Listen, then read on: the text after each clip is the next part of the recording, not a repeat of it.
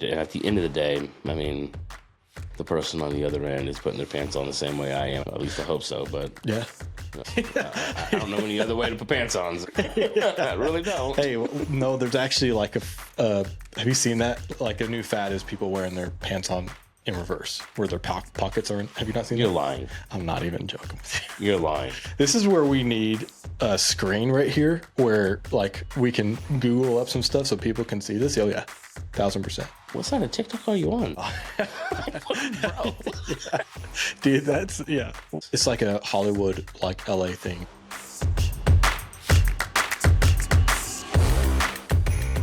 Welcome back. Welcome. Days in podcast, brother. That's right. New Year's. Oh yeah, New Year's special. So we are what, the 3rd? Yeah, today's the 3rd, so we're 3 days in. Which is crazy because, like I feel like we just got here and we're already 3 days in. Oh yeah. We're gonna blink and it's gonna be June. Mm-hmm. So man, I'm so excited. One, I'm excited to be back here. I feel like this was a little bit of a better scenario for setting up and got some different stands and that sort of thing. So oh yeah, man, dude, I'm excited. I'm excited for what we've done. I'm excited for where we're going, man. Our setups are getting crazier and crazier. that's true. But they're getting crazier, but they're getting easier.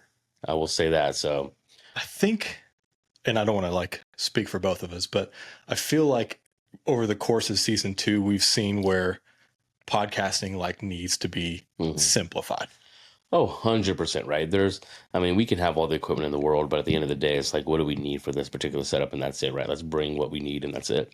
Yeah. And that's kind of what we brought to the table. And so every time we do it in person, we're kind of learning, we're growing through that. And I think this one here went up really smooth and easy and wasn't complicated at all. No, it was actually really fun.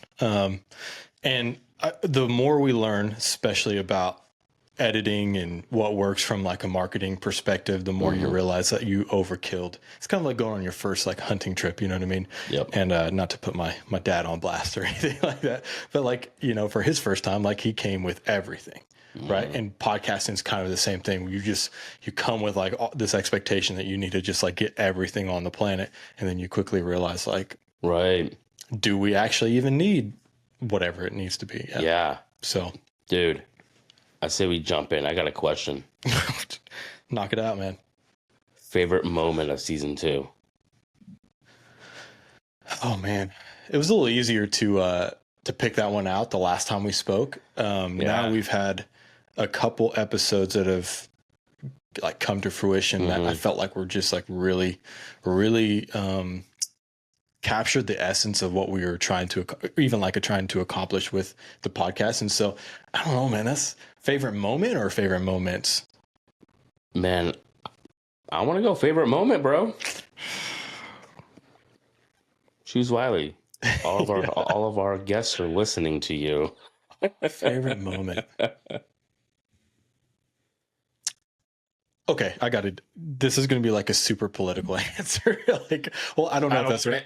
Yeah, I don't know if that's like the right way of saying it. I think my favorite moment was when you texted me or emailed me back and you're like, hey, like we got all the emails sent out to everybody to see if like they would be interested. And instantaneously like people snagged, which is probably it's probably not special to the Days in Podcast. Maybe it's just because people jump on podcasts. I don't know. No, I think that was, I think this format of what we do right now is a mixture of learning lessons for ourselves. True. Kind of just talking to the audience a little bit more informal, but also being able to really just kind of talk about what worked, what didn't work, and what are we doing, right? And in the business that we're in, and the individuals that we're talking to, right? Are entrepreneurs, are business owners, or of some sort, are doing something entrepreneurial within the community. I like these types of formats, right? Because we're always asking, what did you do? What worked? What didn't work in those formats? And we have a chance to kind of give that back as well, right? What worked? What didn't work? Like, if somebody else trying to do a podcast, like how can we shorten somebody's learning curve? Just the slightest, right? But with season 2, it was most definitely for me coming on board, going, what, this is a cool thing. What is going to work? What can work? And is the strategy that we have and we're implementing, will it be fruitful? Right? And being at the end of season 2, it was fruitful, and we did what we needed to do. Good question. In what way was it fruitful, do you think? So for me, I didn't even know we were going to get 5 people on the podcast. Flipping a coin to it was a coin flip, right? Yeah. It was a coin flip, man. Like, I was like, I don't know if this is even going to work. That's what was my favorite moment, because it was like, wait, people are actually snagging onto this, and people want to like talk to this, and then it like progressed and progressed and progressed, and then we found ourselves in more episodes than we could. Oh heck yeah, man! And it's just been, being able to talk to everybody has been freaking awesome. Like, I have a few favorite episodes that we've done, that I've done personally, and man, it's just been awesome. Yeah, to kind of dive in the camaraderie that we've been able to kind of build with these entrepreneurs, and really just even beyond the podcast. Right, even beyond the podcast, like, what does this look like? Yeah, I really feel like we, like you said, with a select few people that kind of came on board, we really were able to like form, I feel like, some pretty decent relationships, and in ways that I didn't think it was going to be a thing. I thought it was going to be like, hey, right, this is great for me, maybe great for my company, and not to put anybody, like any founder out there that like, they're out there that do that. Like, don't 100%. You kind of have to, like, you're a salesperson of your own product. And so yep. Even for ours, like we kind of also hope that, through these conversations, we're able to build our platform, but just so we could have more conversations. Right. Right. And so, I'm going to give you an interesting statistic. Okay. Season 1 was a full year, I think. Like a full year of like releasing, and like we had some hiccups and mess ups and all that kind of stuff. I think we completed pretty much, for anybody who's like watching this, this is going to be the second to last episode. Yep. We shortened it down from 25 episodes to 20 episodes because we didn't expect to have the sheer amount of like powerhouse guests on here. Yeah. It just makes more sense to have, 20. But like, so we finished 25 episodes, season 1, I think a full year. Something about 6 months is like ringing in my brain, but we've completed season 2 here 5 months. 5 months. Pretty much all of it. Wow. Yeah. Which is incredible, because we were season 1 was like every episode was like the next episode that was coming out. But to even like, it's actually shorter than that, because we didn't start it was more like 3.5, 4 months, because I mean, we started really pushing and getting guests on board, but we didn't start actually shooting until a month in, 2 weeks, month in. In terms of like release, like distribution, or no, the first one, like the actual first, the first guest, or well, actually, let me take that back. Our first one was September, right? In terms of release, yeah. Or yeah. So we already had some in the pipeline before that. Oh, that's right. Yeah, so we started. I guess we started recording maybe a month before we released in September.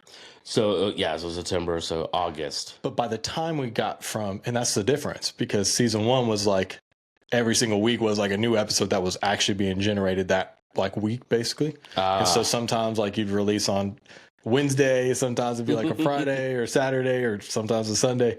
And so this one, we were like, okay, we're going to start recording early August. Yep. And we're going to see how much we can get by September, by launch. And dude, we had like 8 episodes, which was crazy, for everybody to snap on and join in on the conversation. So Oh yeah, I think it was just really cool how open people were just to be able to join the conversations, and I think it's a testament to the format that we have as well. I That agree. it's Yeah. very unscripted. We're not going after political type of content, right? This is just real raw content that people are interested in listening to because it's extremely relevant to either where they are right now or where they're going to be going.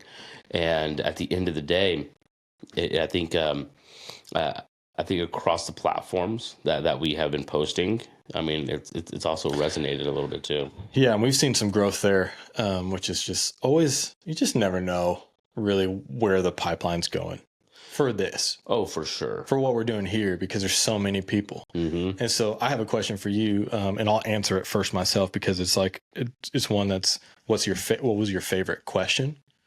If you could Ooh, think of like all the questions we've ever asked. And one of mine was, is this like even anything that entrepreneurs care about? Like when they watch podcasts, are they going there to educate themselves?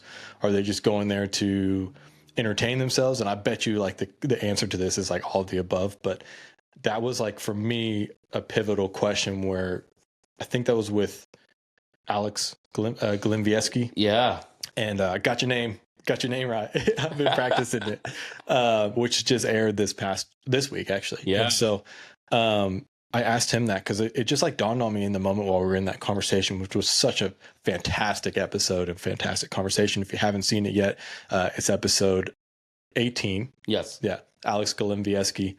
And just like realizing, okay, like, is this even important? Like what we're doing? Like, is this platform, the types of conversations that we're having, like, are they even sought after? Mm-hmm. Like are people going to YouTube and going, I want to learn about how to be an entrepreneur from people on a podcast that are entrepreneurs? Right. Right. Yeah. And I think the answer, okay, I'll answer it for me. Right. Sure. I think it's important to be a little bit of both. I think it needs to be not only entertaining, but it needs to be informative, right? It needs to be a little bit of Yeah. both, right? Agree. I mean, I've listened to very informative podcasts, and I fall asleep because I'm like, man, that is some like homie's voice is so nice and like deep, and I'm ready to fall asleep, Yeah. right? But it also has to have these breakups of like entertainment and being able to really resonate, and so I think that's the striking point that I think we have, and I think we could probably get better at, to be honest. Yeah. If I'm being like real raw with how we are and where we are, is we can get a little bit more entertaining on that perspective. Not entertaining where, my goal is to make you laugh at every other sentence, but it's to be so transparent that it becomes that way, right? And that's what I want is be extremely transparent about what we're doing, how we're doing it, the conversations that we're having, even us getting as raw as our guests are getting raw. And if we're going to be an unscripted podcast, then we're not actors, which unfortunately for me, and I continue to learn, everybody, I think this is actually going a good way because maybe it'll give the next person like an idea. I felt personally I needed to act a certain way, especially off of the demographic of like who we're speaking with. Right. These people are talking to like, other millionaires, sometimes probably billionaires, other serial exit entrepreneurs, startup entrepreneurs,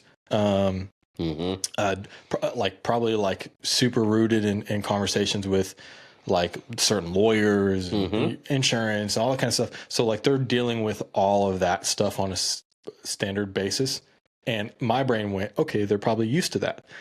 Where you came in and you were able to like re-educate that and redesign that is like, stop playing yourself up, just like go in there authentically, because I think we talked about that the other day, because they jump on here and what they don't know they're hoping for is just a genuine conversation with somebody else who's like, "What's up, bro?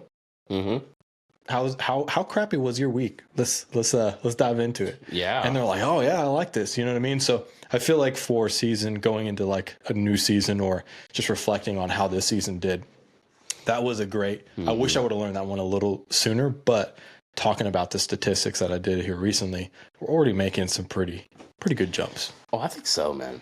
To be completely honest, I think we are.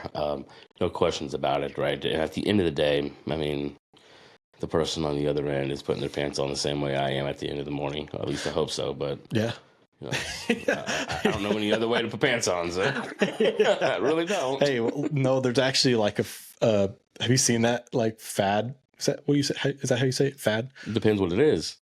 When somebody's doing like a new thing, a new trending thing, is it called a fab or a fad? It'd be a fad. Fad is fading, right? So something that fades over time. Okay, yeah, okay. So like a new fad is people wearing their pants on in reverse, where their pockets are in. Have you not seen You're that? lying. I'm not even joking with you. You're lying. This is where we need a screen right here where like we can Google up some stuff so people can see this. Oh yeah, 1,000%. What side of TikTok are you on? No. Bro. Yeah. Dude, that's in a whole other podcast, man. You can really dive into some crazy Oh no, like they're actually like putting their freaking pants on backwards. It's like a Hollywood, like LA thing, dude, where like especially dancers, like dancer will put these like really like baggy pants on backwards. So I just can't imagine it, because have you ever like in the dark put your pants on backwards? You're like, it's extremely uncomfortable. It is. If you're well equipped, it's not for you. So maybe that's why. Yeah.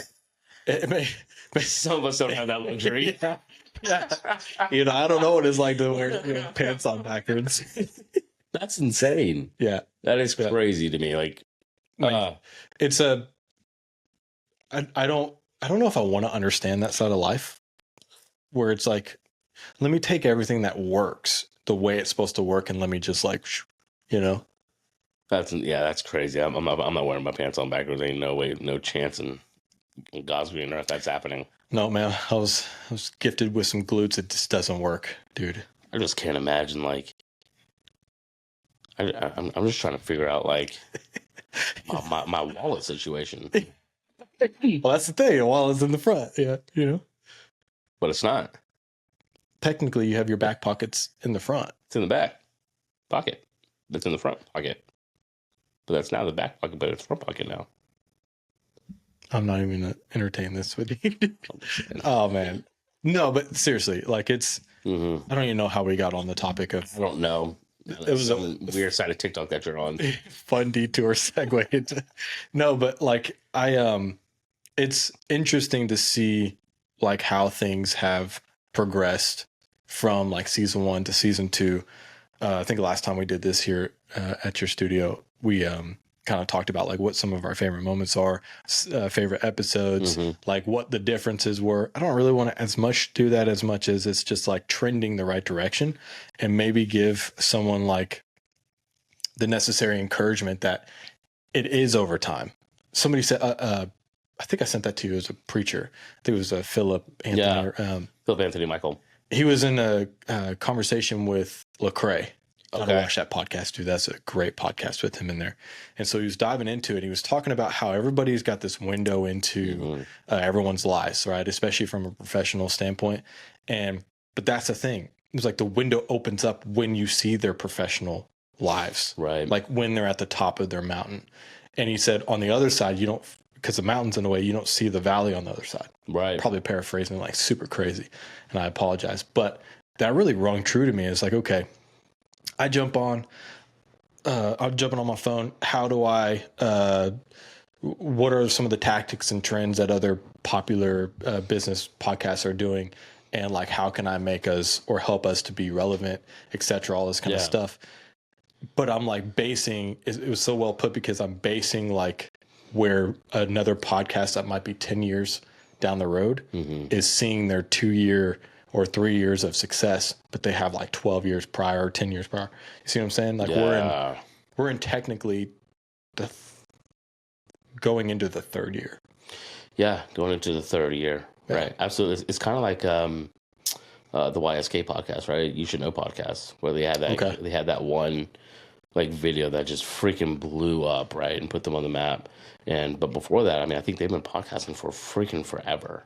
Yeah. Right. As far as I know, I think they have. Right. I could be completely wrong about that, but I'm pretty sure if I went back, they've got a ton of episodes, right? And then just one of them just clicked and everybody was viral, and then now it's like 500,000. Every one of them. The podcast itself and the hosts themselves all have over 500,000 followers, right? And so it's crazy just how it works. But you're right? It's somebody's day 1 versus day 100. Yeah, right? That would be a great book. Man, and to be completely honest, though, this is with anything, right? And I think the entrepreneurs that we talk to can agree as well, is that the comparison is the thief of joy, right? Ooh, and yeah. I mean, you can sit here and compare all you want. I don't know how many times I've compared myself to go, man, that person exited. All right, man, I wish I could exit. Or, man, like that dude's like, their exit went well. My exit did not. Yeah, exactly. Yeah. Right. And so, I mean, you can compare all you want, but you have to have such an unwavering belief in yourself that crap doesn't even matter. Yeah. Which is interesting because I'm like, I've said it before on the podcast, I'm just so ready to really experience some of the things. But at the same time, like here, probably for the last month, I've really been dialing that back specifically because I want to enjoy these little moments, man, when things are kind of easy, because there is no requirement for us to podcast. Right. The only requirement is that we want to do it. Exactly. And so it's like coming from, not to jump into my, extensive background in basketball, but think about like the love for basketball. Once you make it to the NBA, then it becomes a different game of politics. It does. How much money can I make? How do I set myself and my family up for like longevity career wise and all this kind of stuff? All that noise comes in. And so you no longer move like a kid on a playground. You move like a seasoned business entrepreneur in a way. Well, I think that's the point, right? Yeah. I think I think that's what you're striving for, right? But that's also a sticky point where it becomes, all right, this has been such a passion of mine, this has been a goal of mine for so long, and now it's here. How do you handle the goal, right? Do I still have the same passion? Because I mean, with anything, and everybody does, it doesn't matter what you do, there are going to be parts of the things that you love. The thing that you love, there's going to be parts of it that you hate. Yeah. Ooh. There's going to be parts of it you hate, right? And so, and I know within my business, I love what I do, but there's some things I hate doing, but I have to do it. It's just I have to do it. I don't have the luxury of not doing it right now. And so, which I want to dive into that like a little okay, down the line, but I want to go back to that before we get too far away. What was one of your favorite questions, if you can think of one? Favorite questions? Even like a favorite segue through an episode that was like, you came in, you do a really good job of that, and like it went down a route that you didn't think initially it was going to. I think one of my favorite things to do that I kind of started in, I don't know, it was like right in the middle of the season. So. And I was like, I wanted to start ending all of it with like 2 questions. Yeah. Right. And they were different every time, but it was cool. It was like the end of the episode. Yeah, the end of the episode. Right. And some of those questions, I think most of the questions were on the lines of, what is something that you can give the audience today who's just starting out that wants to break that 9 to 5? I bring it up just a little bit there. That wants to break that 9 to 5, right? Mm-hmm. And then the second question is, what do you say to the entrepreneur who's in the same place as you but stuck, right? Yeah. And we got some really great nuggets out of that. Like I'm just like it was just awesome to be able to hear like what that mindset looked like for those 2 different audiences, and I thought it was fantastic. Those are probably the favorite questions that I've asked to our guests. Yeah, because it really breaks the door open from their perspective, which we talked to so many like interesting people that those 2 questions were probably answered like 100 different ways, you know? Oh yeah. Yeah. Oh yeah. And they varied, right? So from Alex Glinvieski to Faram, to, I mean, heck, even Frank Cottle and a couple other guests. I mean, the answers were vastly different, right? Versus what you normally get.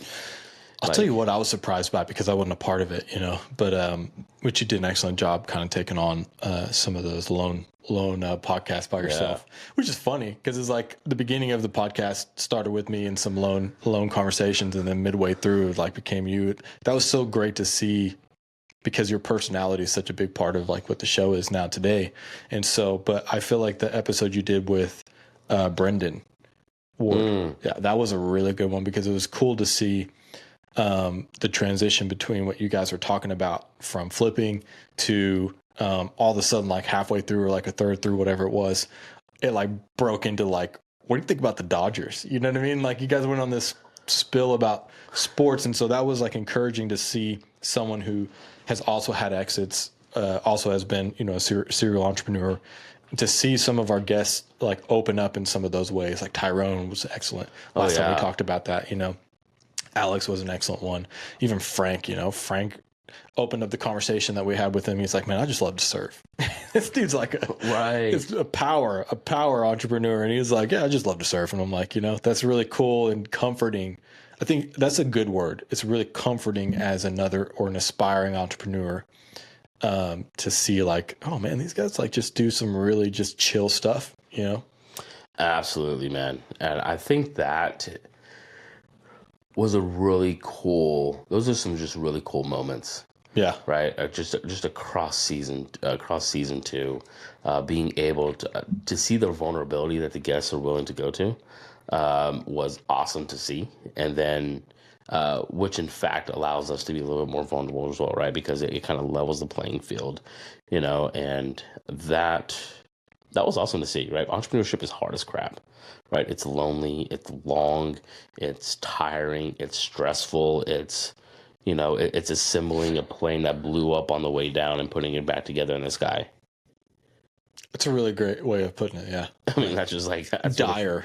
It's dire situations at all time, right? It is, you are on 24/7. It is like your mind doesn't shut off. You're always thinking about it. You're always trying to figure something out. Every day is a sense of urgency. Which I love, going back to like the question thing. I asked, like, I think maybe several times, maybe two different ways, but I asked, like, did you ever reach to some of the people we've talked about or talked to?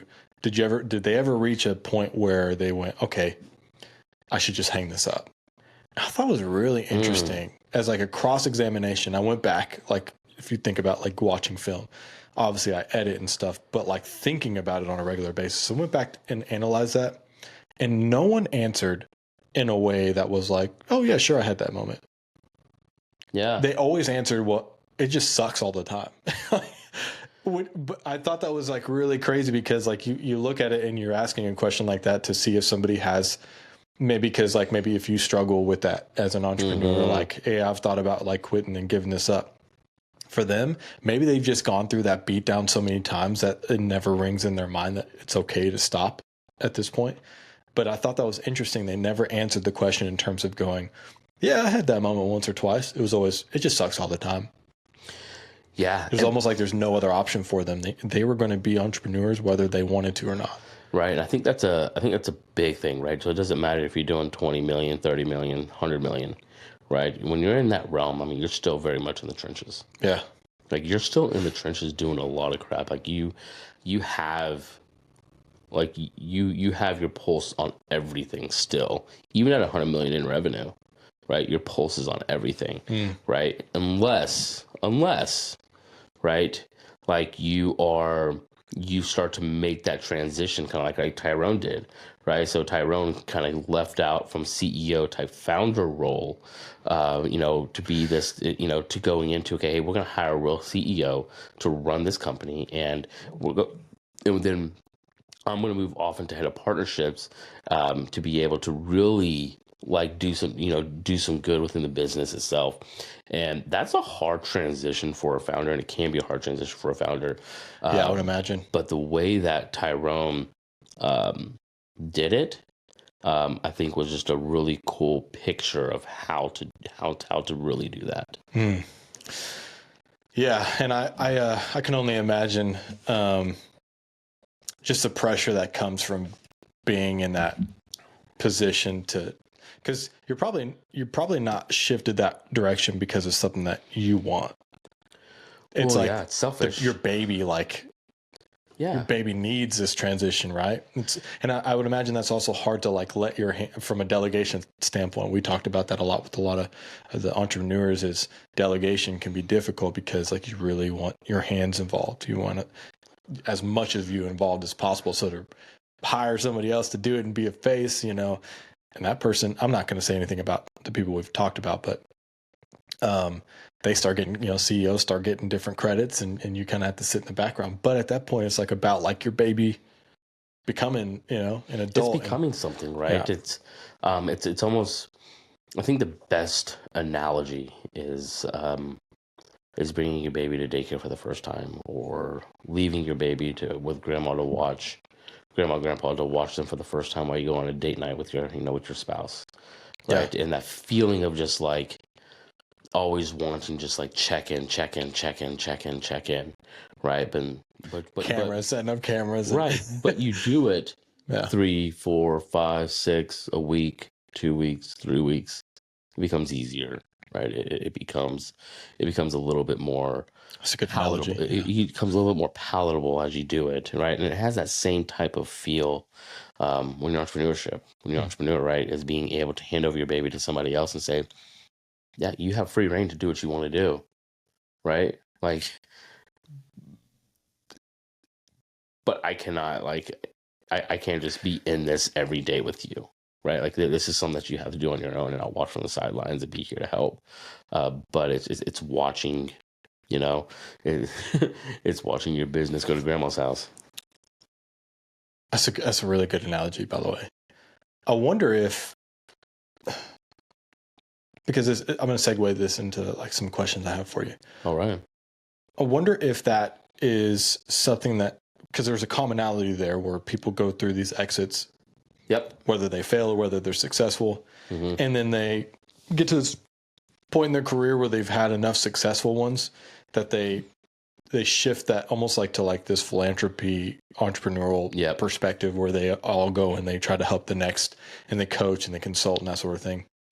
Not to say that people are common, but that kind of seems like that's a natural progression, which is good. It's admirable, you know, like go and help the next person, which is kind of what we're doing here, And so, but I wonder how many thought that it was going to go that way. Mm-hmm. And I almost wish, and we can carry it into other episodes, but I almost wish I would have asked more of that question. Oh, yeah. You know what I mean? Like, did you think you were going to be where you are today in terms of like going back and helping others? Or did you just think you were just going to just pump these things out? Right. Yeah, that's good. Yeah, that's interesting. I like to hear what people's perspective is on that and how they answer it. Yeah, because I wonder how much would have agreed that you just keep pumping things out when you haven't had the true success that you were looking for. Okay. Maybe. And then when you've reached that like almost contentment in a way, which entrepreneurs are never, but when you've almost kind of reached that contentment where you've exited well, business success, you're getting a little bit of influence amongst other entrepreneurs, and your world starts to open up where you get that opportunity to go back and help. Yep. Or if that shift happens because you get success or you've had more success versus had more failures. Because more failures, I would imagine, naturally goes towards, I just got to keep doing this, even if it's not what you thought. Like think about like playing a video game, or like playing a sport outside, and like somebody bests you. Like you're not going inside until, like you get exactly what you were pushing for. If I'm going to waste 20 hours or 18-hour days for the next 2 years, I expect this like outcome. And if it doesn't reach that outcome, I need to try again. I need to go out on a win. Does that make sense? Oh yeah, no, I think it's 100% true, right? But I think that's the life of an entrepreneur, right? Is knowing when it doesn't work. Yeah. Right. And shelving it and going on to the next thing. Right. Because if something isn't producing the results that you looked out to be, even when you made the pivots, right, and it's still not working, it's time to go take it behind the barn and shoot it. Right. Like, and I think the biggest thing entrepreneurs issues right now. That really like went above my head. I'm sorry. Did you say you need to bring it behind the barn and shoot it? Yeah. That's the greatest thing I've ever heard. Like you did. Yeah. Right? I mean, that's just what happened. Where have you been living, dude? Right? Golly. That's what we do in Dallas. I'm middle of the freaking concrete jungle, Right. No, but I mean, it's a big thing, right? Because entrepreneurs are so married to their ideas, right? I was that way. So like for me, like if I can't get like traction within like 4 to 5 months, I need to pivot, and then I give it another like 2 or 3. If it doesn't work, then on to the next. Right? Like, and you have to measure it by your like what you're putting in, the output that you're getting from what you put in, right? Because at the end of the day, it's a numbers game when it comes to like really doing a startup. It's like nothing matters except for sales. Nothing matters. And so if you're not doing the activities that you need to get done, and 5 months rolls around and you're still in the same place, you need to look at, did I put enough time in? Right? Am I putting enough time into this to make it to what it needs to be? Yeah. Right. And then that's a self-assessment. Right. And then if you are putting in that time and you are putting those 18-hour days and you're hammering it out, but you're still not producing the results that you need to, it's not working. Yeah. You've been an entrepreneur for a while now, right? I wonder if you can answer this. When you go into an idea, it's like you alone, typically. You people like you that you know are like, oh, well, that's like really cool, and yeah, good luck on that venture. And you have a couple people that come in and just get really excited about it, and then that usually leads to like really tough conversations and things probably don't work out, that sort of thing. But you start individually with an idea, usually, unless you're like, I wonder if that happened for Google, if there was like a couple of guys that thought about that together. Yeah, it was two co-founders, right? So it was Sergey Brin and Sergey Brin. I literally just drew a blank on the other guy, but anywho, there's two guys. Yeah. So, but typically it's almost like an individual like perspective of like somebody has an idea, they start to push this canvas forward, right, and like draw this out, and then people come on board afterwards. Right. But as an entrepreneur, that's how it usually starts with most cases.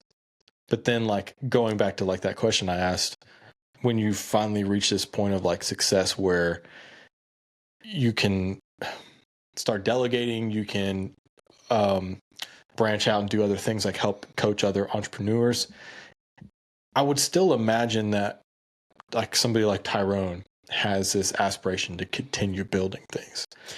But now you almost get brought into the mix of things as a piece, like an entrepreneurial piece. Do you see where this is going? Not really. You start as an individual, you have an idea, you build it, it becomes something, it fails or it succeeds. But then as an entrepreneur, you level up another tier where you've had enough of those. Then you join this pipeline of entrepreneurs that get picked out by other entrepreneurs in the midst of another idea, or even at the beginning of an idea where you get brought in either at the start or towards the middle where things weren't working out and they needed your genius, right? Or your experience. It's almost like you progress as an entrepreneur to this point where you're no longer starting from ground zero as an idea guy. You are now you have this track record of success, which I guess is the same thing for any other business. But it's just my question for you is, how many of those tiers do you think that there are? Like, I don't know if it's a tier thing, right? I think it's I think after every venture, depending on the success of that type of venture, you make connections and you continue to build those connections, and those connections turn into other connections, and those connections can turn into business opportunities, and those opportunities can turn into other opportunities. And so I think it's a chain reaction. I don't think it's a tier, right? I think it's I think it's more of a being in the right rooms, like where it's being where you need to be in order for those conversations to happen, right? And that's where an entrepreneur needs to be. And so when an entrepreneur the entrepreneur that has success, right? Very successful exit, they raised some money for the business and they did well.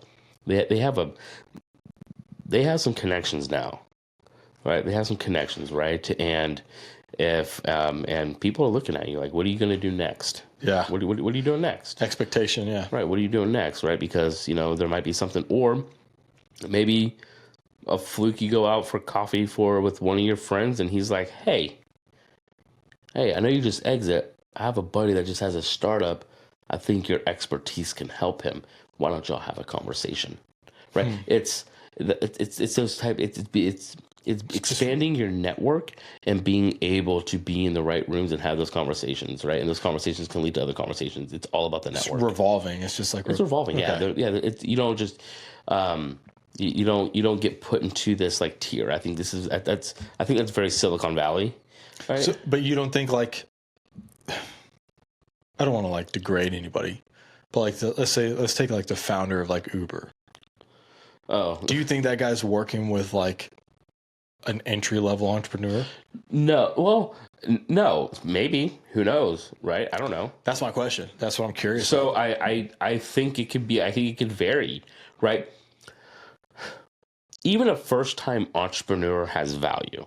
Absolutely. Right? And so definitely wasn't. No. You're fine. Yeah. I'm not saying that you don't think that. What I'm saying is, every entrepreneur has value, right? So if they are a first-time entrepreneur, their value is their previous experience, right? If I'm going in and I'm going to start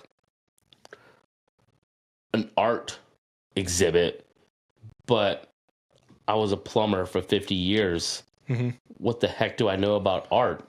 And I've never collected, like I'm not going to trust you to be able to execute that business plan. You don't know it, yeah, right? So either you get somebody that has a track record in art to come on board with you to be the subject matter expert, right? And you help execute. And that is, or you just figure it out, yeah. Or you figure it out. So say we have founder of Uber, right? Meets with some random guy. I don't think it's a random guy. Maybe he through a course of a few friends, they're like, hey, you should talk to this guy. He has a startup. Great idea. You know, he has a small amount of traction, but why don't you have a conversation with him? And because of the people that are going to the founder of Uber to go, hey, I'll sit and have coffee with them. Why not? Right? Like a resource reference. Right, it's resource. It's a reference. And he's like, okay, yeah, I'll sit and talk to him. Right? He comes, sits with them. What's your previous experience in entrepreneurship? First time founder, but hey, I have a small team. This is my experience in this industry. I have a decade of experience. I've already, I've held executive roles or whatever it may be. Right now, he's proven his experience, his subject matter experience and industry experience, that he has what it takes to be able to make whatever the idea happens. And he has a small team behind him. So not only can he execute on what he's saying, but he can also rally a team behind him to get behind the idea and push it forward. He has people that come with him. Right. Yeah. That is valuable, right? That's valuable as an entrepreneur. An entrepreneur has to be able to sell the vision of the business and get buy-in from others. So it's almost not being in the right room, it's almost being in the right Rolodex. Oh yeah. It's all about who you know. I'm getting over the flu. This sucks. You better be all the way over it. Maybe not. Welcome to the party. I'm kidding. You better have a great immune system. I'm kidding. He's actually not. Yeah, but at the end of the day, man, I think that's just what it's about. It's about who you know. It's about networking. It's about getting out there and actually showcasing who you are. Because at the end of the day, nobody knows who the heck you are unless you actually tell people who you are. Yeah, that's true. That's true.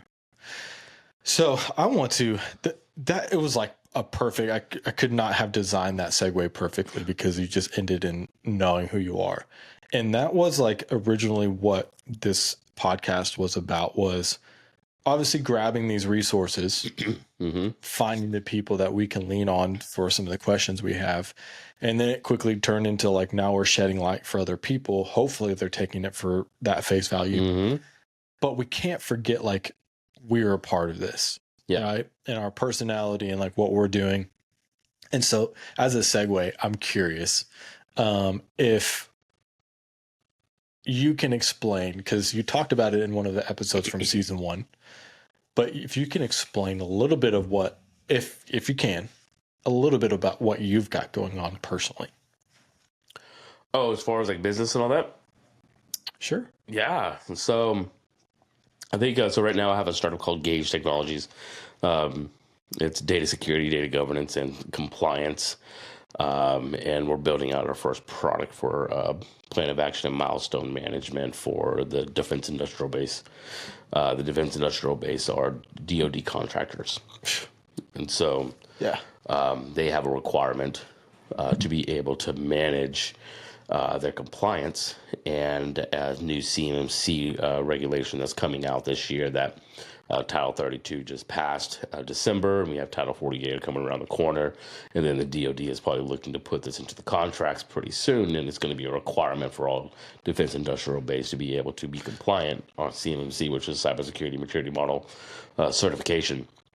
And one of the most cumbersome things is plan of action and milestone management. Everybody's doing this crap on spreadsheets. It's cumbersome. It's irritating. There's no reporting on it. Stakeholders don't want to look in it. How would you rather that be done? What would be a more efficient way of it being done? So what we're building is I'm building a product that allows for this to be done in a more intuitive way.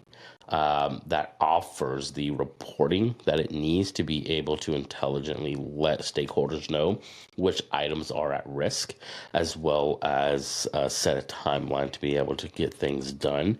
And so not the idea, but the requirement from the DoD is that if you go into an audit and something comes on your POAM, if something comes on your POAM, you have 180 days to remediate that. Comes on your what? But POAM, so it's a plan of action and milestone. So that's POAM. POAM. Gotcha. Okay. And so they have 180 days in order to remediate that. And so we're building a way so that way we can intelligently let them know what is at risk, what needs to be done, as well as giving them a timeline on completion dates, as well as a way for them to track evidence, letting them know, or letting a stakeholder know, or the individual that matters, this person, the auditor, know that they have met this requirement, they have remediated this POAM item, and here's the evidence to do so. And so, do you feel like companies are stepping up to the plate, or are they kind of dragging their feet still for compliance? Oh, they're dragging their feet. Everybody is. I mean, they're getting to understand it a little bit more, right? And I think the ones that were dragging their feet are going, "Oh crap, it's here. We need to do something." Yeah. Right. And they're going, we need to do something now because, like, I mean, it's a requirement. Like, they have to do it. Like, there's no way around this. Like, you have to do it. Especially federal, like, governmental. Like, there's just... It's federal contract information. So FCI, federal contract information, and CUI is controlled unclassified information. So it's not classified information. But, the reason why the CMC came out in the first place was because the DoD did an audit, I think back in like 2017, 2018. They realized that most of the defense industrial base, which was like some 40 to 60,000 contractors, weren't secure. Yeah. And so they had to put this in place to make sure that they were secure with a third-party audit. And so we're building a product. So I'm building an entire product around this, and this is just the first one. But the idea is to build a suite of products that can intelligently let organizations know and what to do at a moment's notice. And so the goal of what we're building is the AI compliance layer, right? Where at the end of the day, an organization can talk to their environment and be sounds cool. And be able to, at any point in time, ask the environment, am I compliant against this control? And it will let you know if you are or not. And then you can go and build agents to make sure that they are compliant. Dude, I didn't even realize that that's what you were doing. That's actually, now that you've explained it like in depth, like that's actually really cool. Yeah. And so we're doing it across a bunch of regimes, right? So we have not only DoD, but HIPAA, GDPR, CCPA. Gosh, HIPAA. PCI DSS. Yeah. So a bunch of stuff, right? And so, I mean, it goes it goes on. I mean, even state, Texas, Texas has their own as well. And so, yeah, that's really cool. And I think it was relevant for the audience considering, shoot, that was like, I don't really remember what our first episode was when you kind of explained that. And it was just like all the terms. Yeah. Like when you use poem, like the first time we talked, like it really, so many, like, what would you call it? What? Like when you shorten like a word, what do you call that? Abbreviation. There you go. Isn't there like another term for it? Nope, it's abbreviation. Okay. We can go abbreviate. To abbreviate abbreviation. It's just yeah. So I'm curious. You got that product. You've already dealt like previously in some entrepreneurial way, and with other businesses and stuff, family. And where do you expect to be, or where would you like to be? That's a better way of putting it. Where would you like to be in 5 years? 5 years? Oh man, I don't really think that far out. No, I think 18 months ahead. There has to be something strategic there, right? Well, yeah, right. Okay. I'm thinking 18 months out because it's I'm planning out. I'm trying to plan personally. I'm trying to plan strategically for the business, and so if I can plan 18 months out, then I can pivot really well. Because the last thing I want to do is like I don't have because right now I don't have the luxury to be able to plan a 5 year, 2030 quarter, right? I'm not there yet. So I'm thinking in 18 months. But where would you want to be in 5 years? So in 5 years, are you just naturally progressing? Is that like what's happening on it? Yeah. Because I mean, this language, you know the industry because you're in it, and so naturally being able to see. In 5 years, I would honestly like to see all of our products being used by most of the enterprise. The Fortune 1000, Fortune 2000, even Fortune 500, and all the way over to government entities using our products to be able to help them be more compliant and more secure. But not just Gage, like even personally. Sure, I mean like entrepreneurially, like where I think entrepreneur. Ah man, do you see an exit there, and then that goes into? Do you have like an aspiration that leads into something else? This makes sense. This makes sense because it's necessary, right? And you're really good at it. So I don't have an exit in mind. I'm not thinking that way at all. I'm thinking about building a company that actually makes an impact in this industry because it's actually needed. Yeah. And so I would like my company to be able to have a real impact, in the defense industrial base, in the enterprise, in healthcare, in government, to be able to see it and be able to see the fruits of what it's actually doing. So it's not a stepping stool. This is not a stepping stone. This is a company that I'm willing to go for the long haul. Yeah, that's pretty huge. Yeah.